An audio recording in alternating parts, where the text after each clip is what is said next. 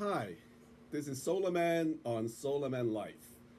Today I'm going to talk about a book that I will be writing, but first in a video form. And the title of the book would be The 7 Secrets of a Successful Inventor. The 7 Secrets of a Successful Inventor. That is, be happy, be curious, be imaginative, full of purpose, full of faith, love, and hope. So I'm an inventor, as you all know. I've invented this, which is, I think, the most important invention I have, which is a turbine. And you see here, you have the compressor, you have the combustion chamber for which you burn propane or natural gas through here, and then you have the expander, and then this would be expelling the hot gas while spinning the turbine to generate electricity, and you can use it for direct propulsion, or you can use it to turn electric motor for driving cars or for driving drones or for boats. And this can also be used as an air conditioner. So instead of having heat injected in the center by means of burning a fuel, you inject water into the center. It cools down the hot compressed air. It will come back out the other way, being very cold. It also can be used as a solar desalination device. You use solar water heater, and then you would be able to evaporate water, and then use the compressor to compress the low pressure steam to get back the heat of condensation as well as the heat of compression, and then you can evaporate water using just solar energy. That's very cool stuff. So today I'm going to focus on what I have learned through my process of invention. I think there are 7 elements of invention. The first 3 involve attitude, and the last 4 would involve being purposeful, being full of faith, full of love, and full of hope. Okay, I hope you would appreciate that because I think this would teach you a lifestyle, not just about invention, but in general for life. These things are very important. Now, let me just start with the first secret. The first secret is the be happy. Be happy. And I think you owe it to yourself to be happy. And I like happy people. And I always tell people that people who work for me are always happy. First, I only hire happy people. And if they're not happy, I fire them. So everybody who work for me are happy. Well, the reason why I want happy people to work for me is that happy people tend to be very active. They tend to be, almost hyperactive because, if you see a depressed person, the person would be slow, would be sleeping a lot, and also would not be taking initiative. And depression is a natural mechanism for people to say, hey, back off. Don't try something that may not succeed. So I don't work with depressed people because depression is really a sign saying that the person is not very active. Now, make sure when I talk about be happy, it doesn't mean that happiness is tied to pleasure. Okay? It's not hedonism.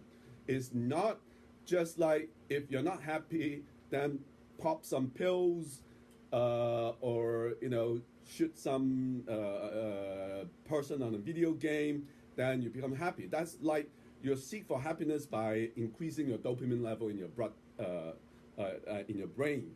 That's not what I call happiness. That's more like hedonism. Now, if you know that the opposite of hedonism is stoicism, and Stoics are basically taking life as it is, and they would accept pain as part of life. And Stoicism sometimes would refer to people who practically exercise, being ascetic, being harsh on themselves so that they would attain a level of happiness. Now, it's kind of interesting because from a psychology point of view, hedonism achieve happiness temporarily, and then afterwards they would invariably would crash. For example, you play a day or night of video game, and afterwards you will feel depressed. But On the other hand, being stoic involved, forcing yourself to go through some sort of painful process, and then you would become, afterwards you would kind of on a dopamine high. A good example of that would be, if you really want to be happy, you need to do a lot of physical exercises. By physical exercises, it really, your body's going through a painful process of struggling with the amount of stress that you're putting yourself into physically. So afterwards, your body would release a certain amount of dopamine, so that you will become, adjusted to it. So people have this sort of so-called dopamine high if you do what I usually do, what is called interval training. So you just very intensely run or swim, for my case, for like 2 minutes, and then you do slow exercise for another 3 minutes, and then you do that double, rigorous versus slow exercise back and forth for like 4 times or 5 times, 4 cycles or 5 cycles altogether.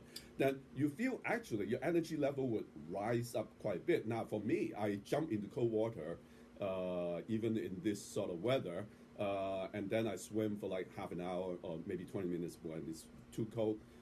That really increased my metabolic level, and I feel very happy afterwards because my body is struggling with the cold, and so it's kind of the way that you want to increase your activity level, you want to increase your level of happiness. That's what you do.